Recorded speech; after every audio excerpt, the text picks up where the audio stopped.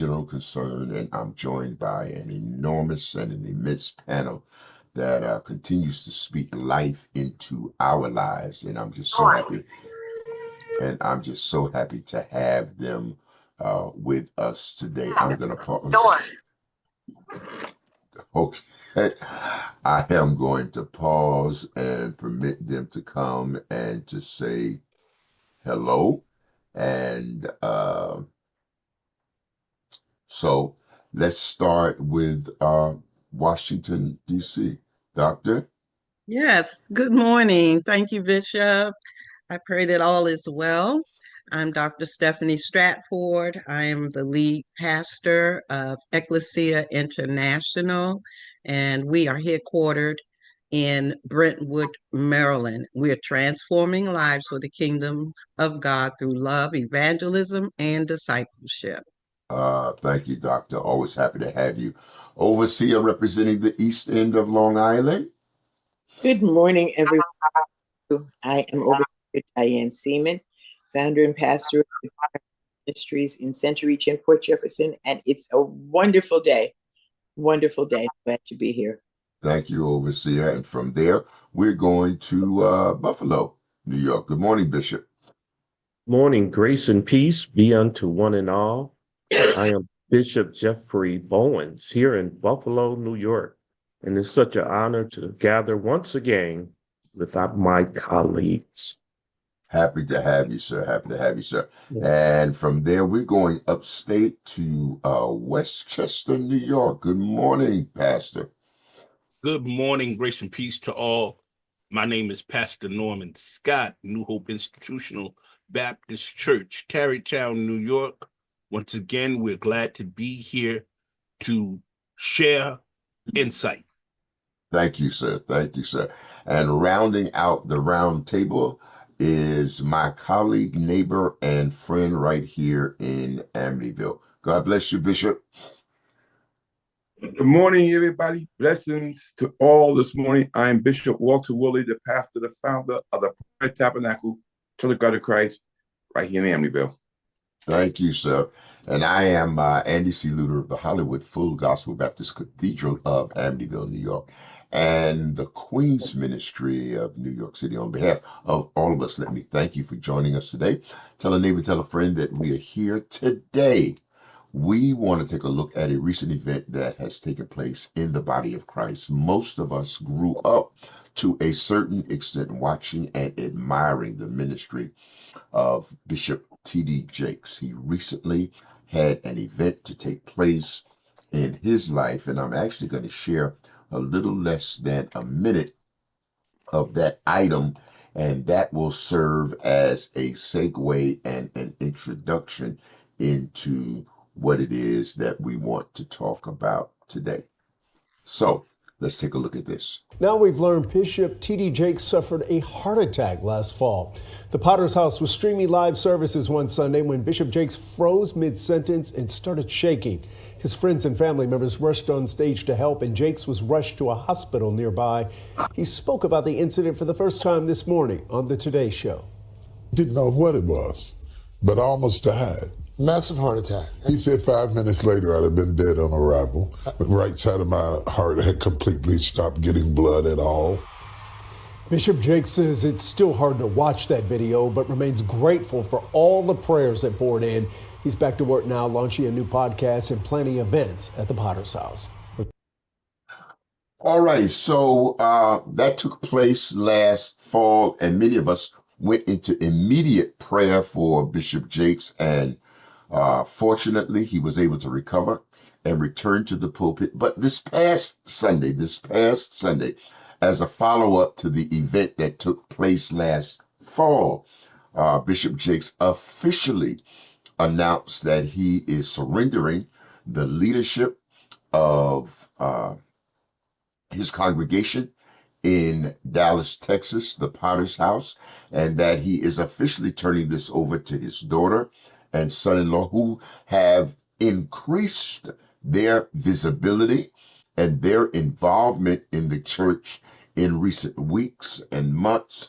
It was kind of a hybrid or a shared ministry between Bishop Jakes and his son-in-law and daughter, but now it appears that it is a bit more official. And one of the things that I was touched by when his daughter took the microphone and seized the opportunity to speak not only to the congregation, both local and worldwide, because it was streamed live, but to speak to her father specifically. She said, and I quote, "I thank God that you are choosing to get some rest."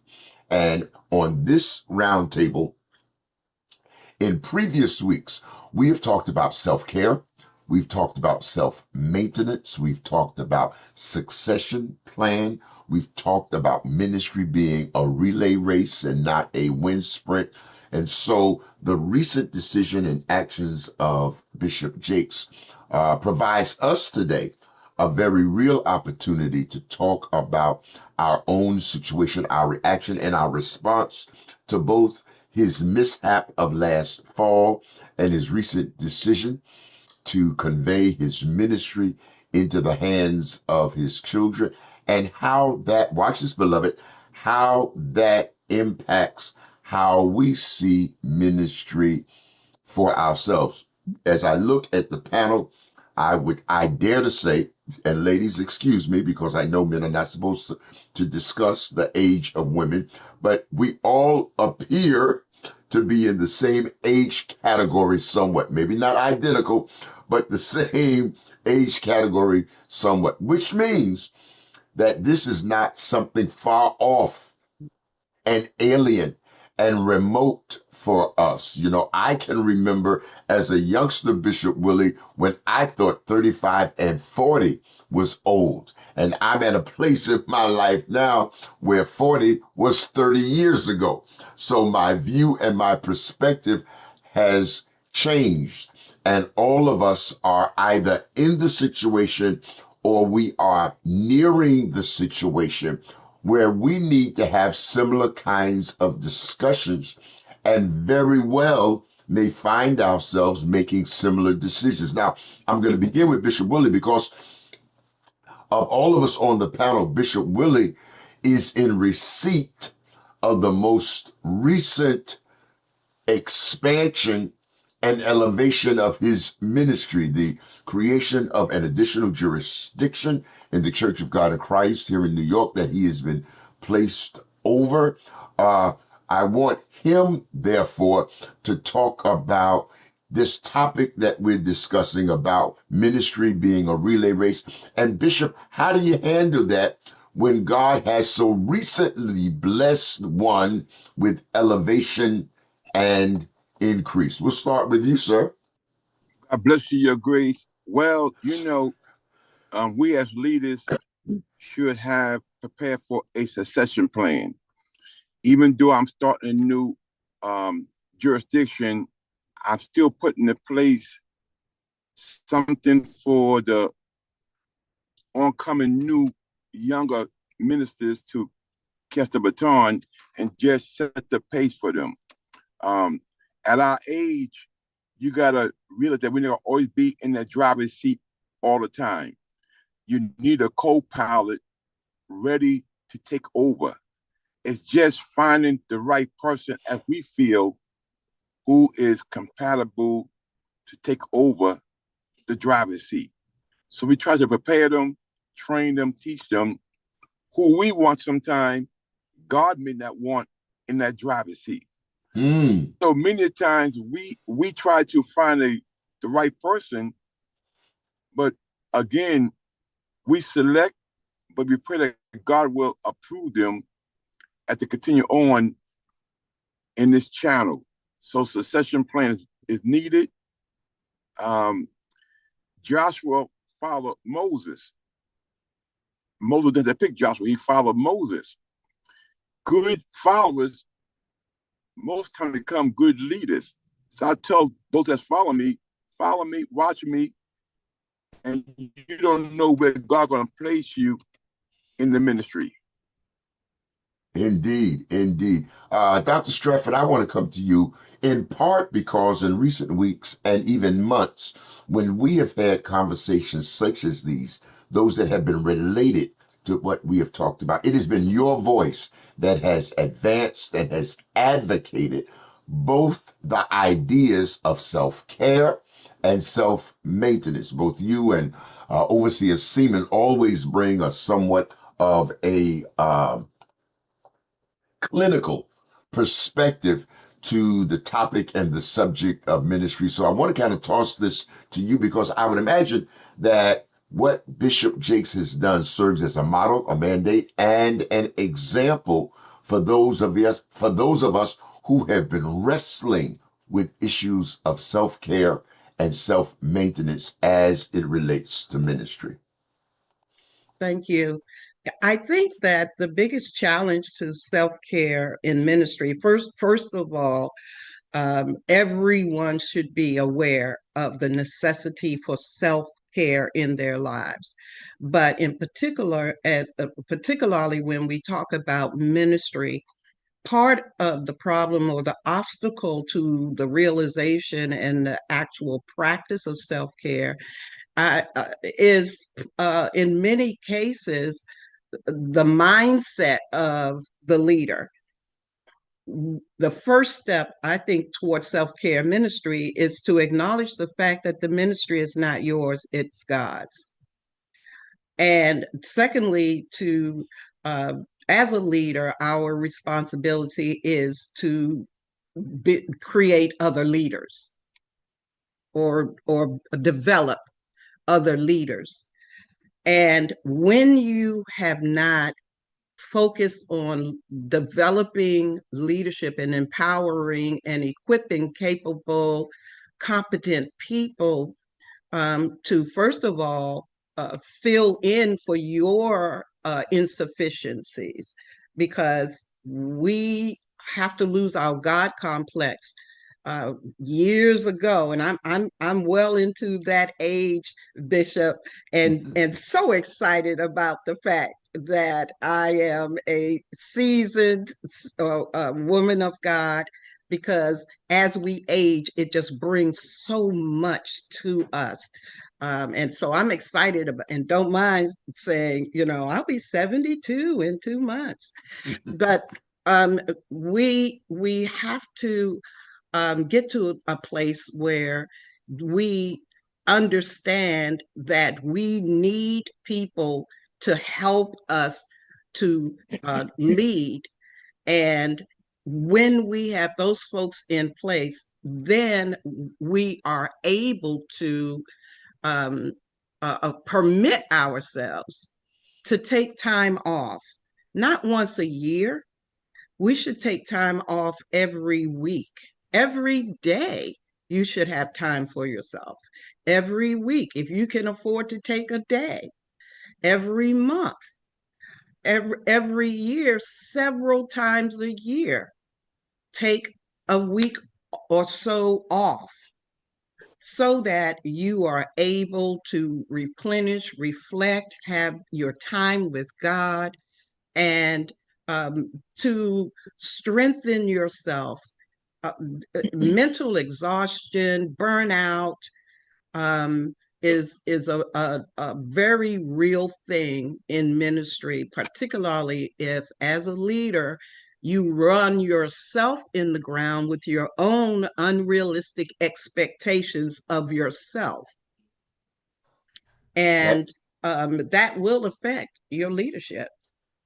Ooh, thank you for that, Doctor. And Overseer Seaman, like Dr. Stratford, you bring a clinical, almost medical related perspective to ministry. So can you talk to us about self-care, self-maintenance, and what are the signs, Overseer? What are the flags that should alert us that it's time to reconsider what we're doing and perhaps pivot and move in a different direction? Amen. Thank you, Bishop. As you know, I've been on this bandwagon for a long time, and I'm not ashamed of my age either. And in whatever this month is, in July, I will be 80. So the way that I have learned to stay focused and teach people to stay focused, it's kind of a kid thing. It's like one day, one thing at a time. God has given us direction. We have to pay attention. And this thing of setting up stuff, sometimes I believe, and we've had the discussion on the roundtable, leaders are chosen when they're way too young.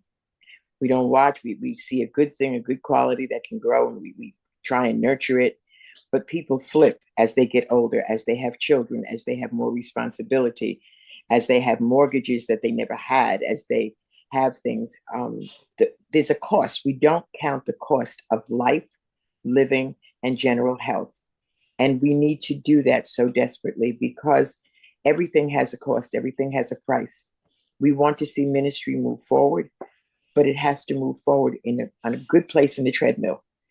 We have to discuss that. Before I came in, when God gave me this assignment, I personally looked up and said, do you know how old I am? What is wrong with you, God? But of course he didn't answer me because he knew. But I understood that there are things that you learn as you move towards greater responsibilities in leadership that you have to set up. So I had set up my exit plan. I had set up all of the things that I needed, set up the people that I needed to work with. Because now, and it's not for everybody, but now I'm at an age where I'm not just excited to learn it and to do it, but where I'm excited that it be prosperous, that it will last. And I think that's the key, is to have things and build things that last. We think of things in this season as being fragmented or momentary or just for a little while, and then bam, things change. The more things change, the more they remain the same. We have to take care. There are many preachers, especially, that don't even have the will. I don't know if they think the church is going to take care of them or how that goes, but God gives each one of us a responsibility to do the things, to set up, to teach, to train, and to leave a legacy, no matter how big or how small, that someone who succeeds us can learn from. If we do not follow that, we wind up sick, we wind up depressed, distraught, and yes, having heart attacks, having strokes, having things that are not, they may come, but they don't have to come like that. Not from us overdoing ourselves and overtaxing ourselves. We don't want to believe we have overtaxing days. But how can we not, if even though we're responsible, and we are responsible human beings, but clinically you have to shut off. The seventh day, God rested. He took a whole day to rest after what he did. And for him, it was a no thing. For us, whom he made human, we need to rest at the end of each day. Shut the phone off, shut the TV off. Just relax, talk to our loved ones, be present in our families and friends' lives. Have a life. Some of us need to get a life, because unfortunately, and it's hard to say, but it seems like sometimes after we've poured in everything, not that our people in church don't love us, but they move on because there's things they want and they're going to get it from somebody. So we have to plan. We have to plan diligently and dutifully. We have to have a life. We've got to get a state of good health. We don't eat right. Late night dinners shouldn't be. Grease, corn, all of this stuff, oils. And we think it's natural and it's cultural. It doesn't matter. God doesn't care what color, what denomination. There are certain guidelines to good health. Are we going to have things happen? Absolutely. But the more we take care to make precaution against things that happen or can happen, heart attacks, strokes, and whatever, we do that. I mean, I myself I'm on the go all the time, but I know when to sit down. I know when to say no, and I know when to stop. But I had to learn that, Bishop. It's something we all have to learn. And several years ago, 2016, I kept saying, when I left the hospital, I said, I had a stroke. I had a stroke. And I was at a relaxation time. But obviously something was there that caused it. But it was a stroke that lasted for less than 3 days. It was a visitation. It was a warning. And we need to take the warnings that we have seriously, and we don't. I have a little cold. Oh, it was just a little pain in my back, just a little pain in my chest. We have to pay attention. We have to pay attention. Heads up. We got to do what God really wants us to do. And he rested on the seventh day. All righty. Bishop Bowens, you and Pastor Scott, I dare say, are perhaps the junior members of our panel today, but we all have a little gray on top or are thin on top. But I want to kind of turn this conversation because you had an opportunity to watch Bishop Jakes last October, that video of that Sunday when he had what we now know to be a heart attack. Went viral. And so for several days thereafter, we were responding to what we were speculating and we thought it was. Now we have a medical explanation. In light of that, and in light of what you have seen Bishop Jakes model this week, how does that impact what you do and how you see the future of ministry as it relates to yourself? You're on mute, Bishop. Salutations. Thank you, Bishop. Yeah, certainly each one of us seeing that video of Bishop Jakes left some type of mark on each one of us. First of all, we didn't want to necessarily see that, but I think it was a wake-up call. I think it caused us to consider our own selves in light of that video presentation. It lets us know that, first of all, we should have a contingency plan. I think that is very, very important. Sometimes we think that we're going to be around here forever, and it's just not the case. And as Bishop Willie said, a succession plan. Seeking God. My prayers and my thoughts go out to the Potter House and to Bishop Jakes and to his daughter and son-in-law who he's passing the baton to. Ministry is not something that you just want to superficially get into. It's not something that you should be pushed into. Ministry is serious. It's serious. And I don't know what their development, their maturation, their matriculation is, but my prayers is with them.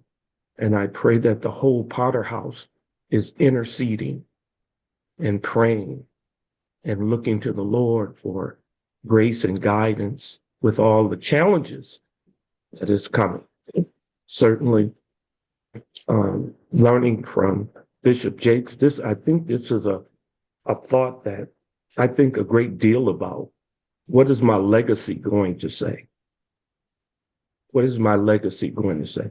Would the church be able to go on after my departure? Will I be able to find someone to pass the baton? I have raised up a multiplicity of sons and daughters in the ministry. They all have gone and started their own pastoralship, their ministry. So they're, I have discipled them to the best of my ability and impacted their lives. But I do wonder, in most of my meetings with my eldership and my leadership, who's going to carry on? I have to start thinking in those terms. And lastly, I would say that as Overseer Seaman says, and Dr. Stratford, the importance of taking care of ourselves, having a visitation to your doctor. I just came from the doctor the other day, and he was telling me about my blood pressure. He was a little concerned. And then he gave me a few things and told me to come back in 2 weeks and check it again. And I went back yesterday, and I was very grateful and thankful that I'm at where I need to be, So we have to monitor these things. As Overseer Seaman said, we have to make sure that we are on point as far as our health, as far as our rest, as far as our time alone, I play chess. I play golf. I laugh. I watch movies. I live. I live. And I'm happy to do so. That's rich. That is rich, Bishop. Pastor Scott, I want to turn to you because just prior to us going on the air, you raised a warning and a concern that so many of us wrestle with, and that is that social media and AI have become so sophisticated until there are times, and the times are becoming most of the time, when we can't tell or discern or decipher the difference between that which is authentic and that which is quote unquote fake news. And so it kind of presses us and gives us pause because we don't want to announce something or chase an item or pursue a topic only to discover later on that it is not real. But from your vantage point and perspective, talk to us both your reaction to the event in Bishop Jake's life last October and how he is responding, handling, and managing the event of last October with his announcement this week. Well, thank you, Bishop, and to all that are listening and watching us today. I just like everyone else was very shocked, devastated, and surprised about what happened to Bishop Jakes. Of course, it rang a bell within me, to check yourself, make sure that you're all right, make sure that you're good, and everything. But again, the one thing that came to my head is self-care, and I have to look at the self-care because I have to look at myself. In August of 2022, I was diagnosed with stage 1 prostate cancer. And I started doing things differently. I started eating differently.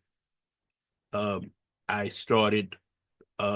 even started working on preparing young man who was who still is my son in the ministry to get him ready to take leadership at the Rising Star Church where I was at.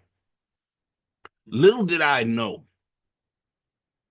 that in the process of getting ready to go through treatment for prostate cancer, that the Lord had something else for me to do.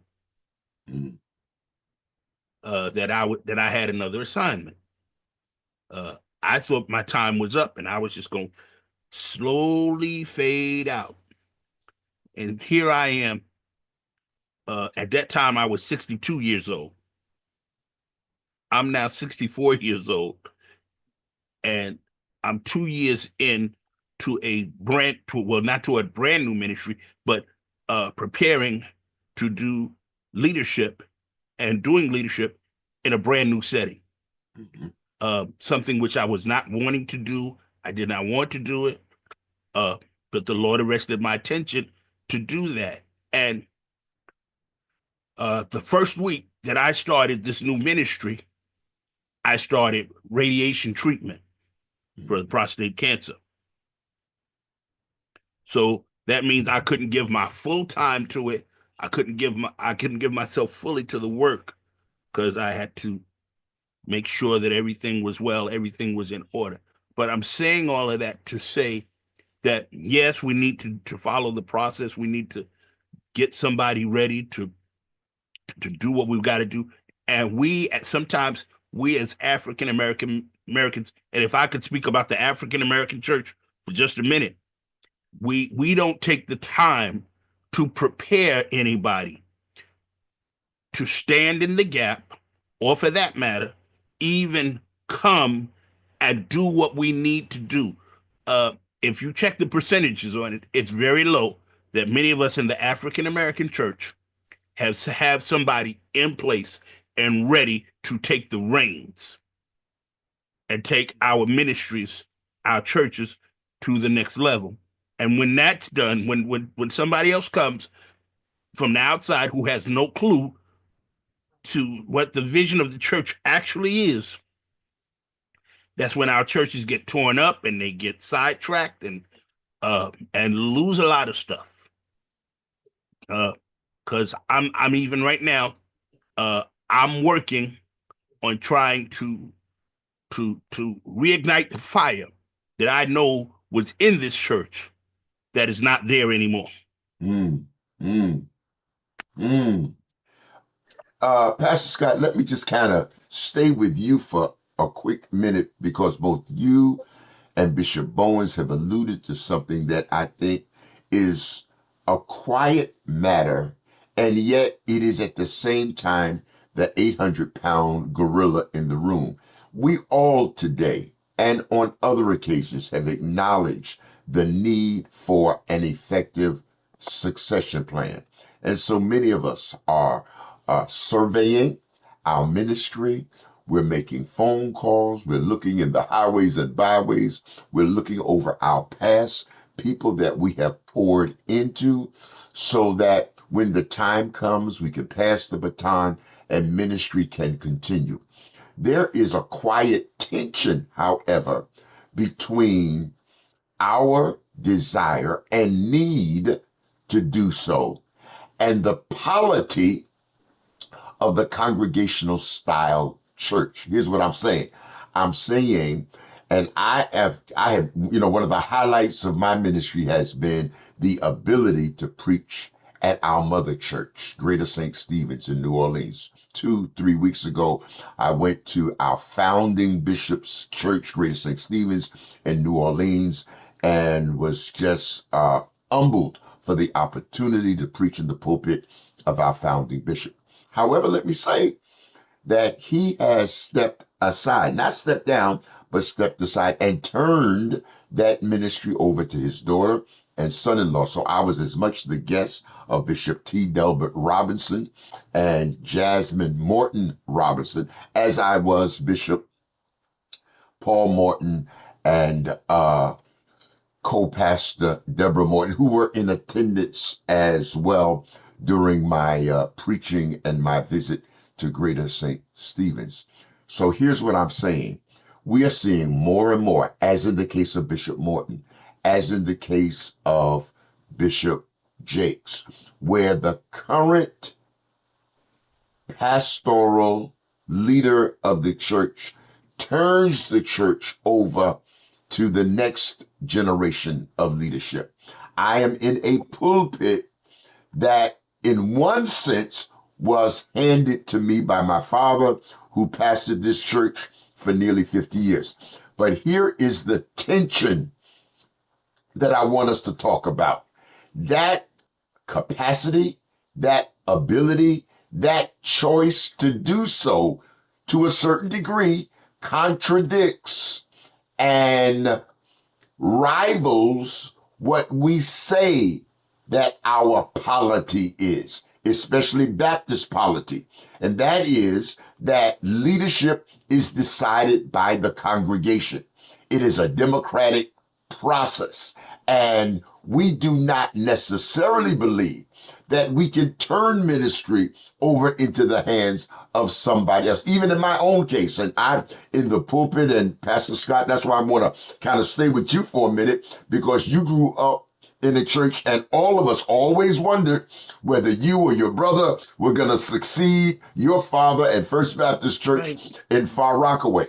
But here is the issue. Even in my case, even though Dad facilitated me succeeding him, it did not happen without a church meeting. It did not happen without a vote. It did not happen without confirmation. Hollywood had to come together, receive the recommendation of Daddy Lewter, and then vote. Now, of course, they voted initially me in as co-pastor, so that when he retired and stepped down, there was no need for a second vote. But let's talk about this new pattern and paradigm where we pass the baton into the hands of the next pastor, and how that rivals, and how that is, and I'm probably using the wrong word, is perhaps inconsistent with the polity of the congregational style church, where that decision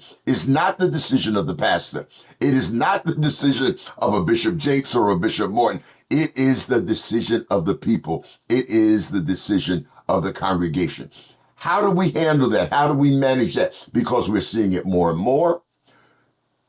Congregations are accepting it more and more. But at some point, I anticipate that an older traditional mindset might come up saying, but where was the church vote? When did the church decide to do that? And I know that you walked through this, Pastor Scott, at First Baptist in Far Rockaway. So I'm going to let you start this round of our discussion. All right. Well, Bishop, well, listen, of course, we go through the process. I did everything. Listen, I was not really trying to go through the process that I went through right now, to get where I'm at now.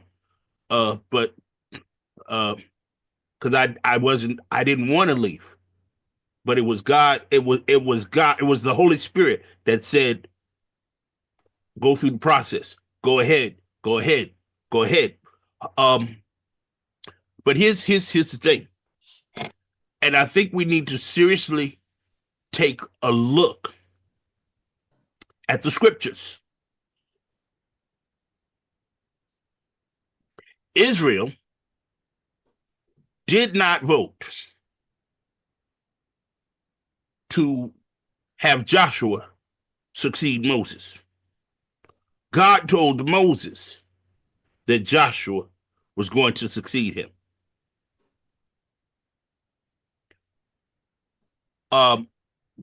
When the Davidic kingdom was set up, it was the place of the next generation to succeed the king, not an election, which took place for the next king to come and lead Israel. And I hear you, and I think that's good. So I'm going to ask the rest of our panel to kind of jump in here, because you have made two great scriptural references.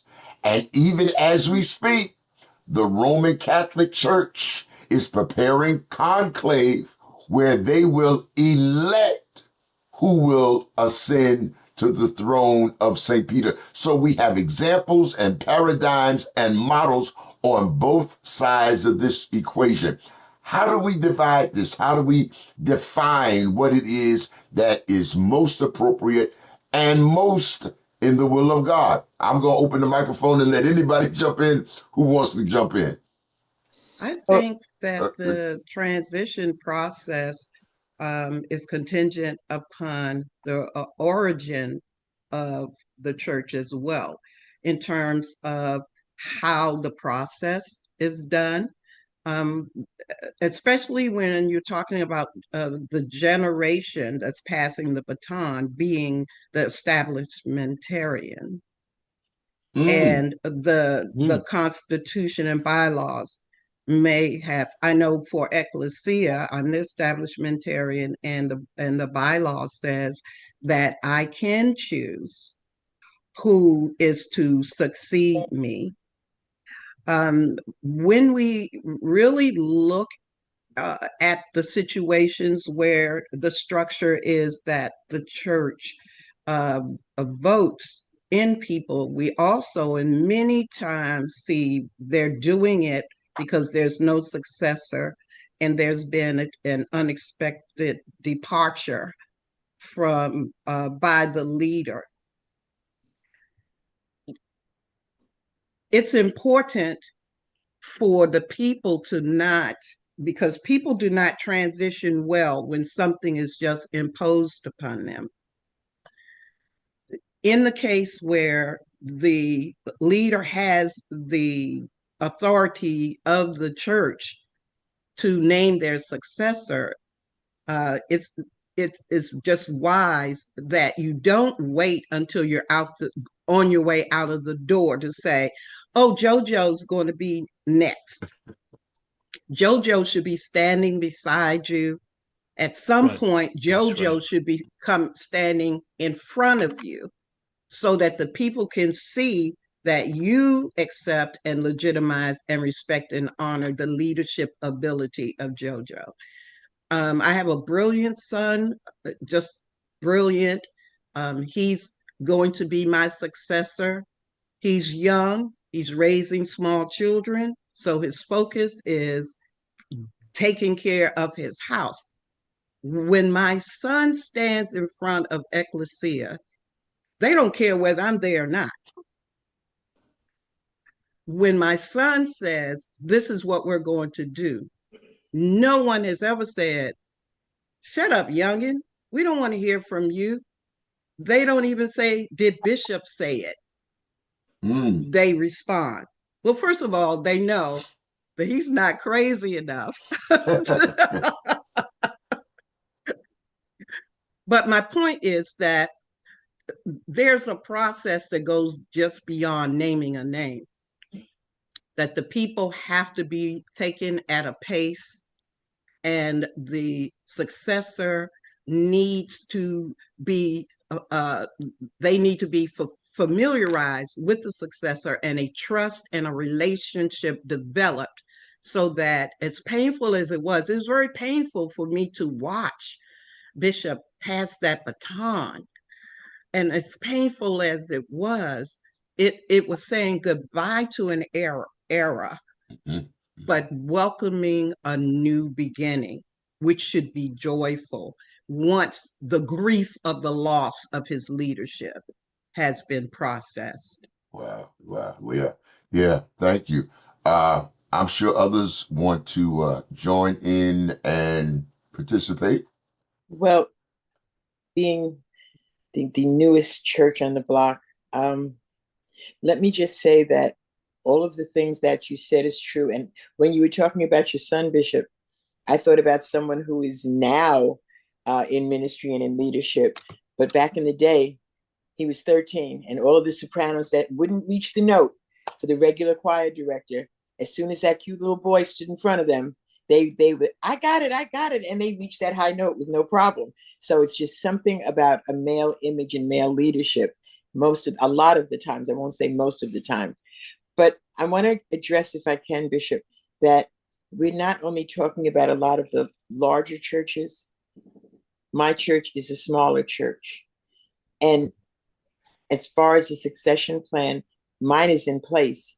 But what I've done, and what I believe is necessary to do, that if you find yourself in that position and you're doing your assignment through God, then I believe it is up to you to sit down with the bishops in that fellowship or wherever, and have the conversation.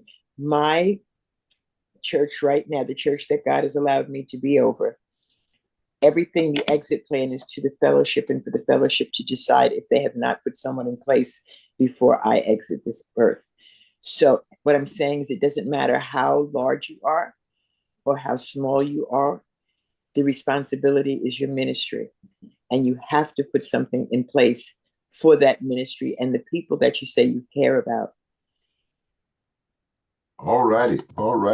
Bishop Bowens, you have been on both sides of this question. You yourself, you're a bishop. You spoke earlier about how you've poured into sons and daughters in ministry, how you have wondered out loud what the future will look like and what will take place after your season there at Love Alive. And yet you grew up traditional Baptist, and I know you have gone through the steps and the stages of a pulpit committee and an interview and a first sermon visit and a second sermon visit, and then a church call meeting and a revision of the Constitution and bylaws. I mean, you have seen it on both sides. Where do you see the church now in terms of what has been the paradigm and the pattern of the past compared to what we're seeing now, where succession plans and naming individuals and finding persons even before we leave has seemingly become the new preferred pattern of many churches? Thank you, Bishop. The succession planning is turning out to be very, very intriguing and very, very interesting. I certainly did live out the succession planning at my father's church, my spiritual father, and he had got sick, and he had sent me out to Lackawanna, New York, to pastor a church called St. Paul Baptist Church. And he brought me and stood me before the congregation and said, "This is Joshua." I didn't understand it. I didn't know what he was talking about. I was just glad to hold on to my pastor's coattail and flop around in his house shoes. He was just that kind of man. Nonetheless, after he got sick, a lot of forces went into play, and they wanted his son to take his place, who was not trained and developed in Sunday school, who was not a part of the deaconship, who was not a part of the ministry. And some kind of way, the family used some strategies and wanted him to be the next pastor of the Mount Airy Baptist Church, even to the point that he had begun to sound like his father, practicing. He had the style, but he didn't have the substance. And so consequently, that fell apart. The church began to fragment, segregate, and about 4 or 5 other churches came out of that church. I did not push to become pastor. I did have dreams. I did have visions of me going back in there. I was a newbie in the dream circuit, in the vision circuit, and understanding what God was trying to tell me. And so consequently, I was not the one that was called back to that ministry. The ministry has been restored somewhat, not to the extent that it was. I personally heard from the Lord to start a new work called the Love Alive Ministry, which I have been doing now for approximately 30 years. I thought about, beloved, I thought about Jesus on the cross as we were discussing this conversation. And I thought about how that he had the capacity to begin to appoint John to be the overseer of his mother, and how that he gave directions.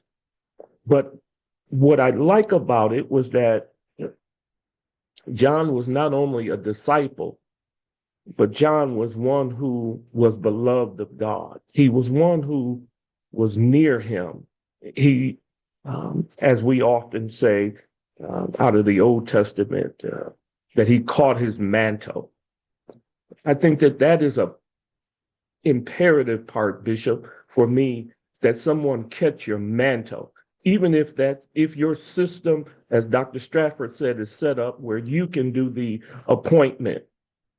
But they have to have your anointing, your grace, and your mantle to be able to carry that ministry on. I think time will tell whether this works. As when churches gets involved, it gets a little cumbersome. But I think that both of those have turned out to be effective. We can't say which one is more effective, Hearing from God is the most effective, no question about that. But yeah, I think that catching that mantle, carrying it out, and fulfilling that purpose and destiny is the way to go. Well, listen, we obviously can talk about this for several more minutes. This happens to be the week of my denominational responsibilities in the aftermath of our coming together. So I'm going to have to close this out. But I was hoping that Bishop Willie could weigh in on this topic as well. I'm sure he probably has some other responsibilities. Any closing word as we prepare to bring closure to our discussion today? I would say lay no hands on no man suddenly. Exactly. Ditto. Listen. It's important that the oil flows properly. Mm-hmm. It's very important that the oil flows properly because sometimes that oil. Listen, when Samuel went to Jesse's house, the oil did not flow till David showed up. That'll preach. That'll preach. It does every time I stand up to talk about it. The oil will not flow until the Lord lets it flow, until the right person comes. And sometimes the right person is not the offspring of the leader. Come on, there you go. Well, and then let me remind us all that the Bible is punctuated, especially in the Old Testament, with two paradigms and patterns. David was not the offspring of Saul, but David followed Saul. That's right. If I was to use theological terminology, we have charismatic choice, and then we have primogeniture. And so David was not the offspring of Saul. However, Solomon was the offspring of David. And because this matter could not be resolved in the aftermath of Solomon's reign, we end up with two kingdoms. One was based upon primogeniture, where the son of Solomon became the king of the people, and the other where the people chose who their king was. Exactly. That's the whole Rehoboam and Jeroboam dynamic. So, so we could talk about this on end from both perspectives, but I got to get to a meeting, and I want to thank all of you for your presence and your participation today. God bless you all.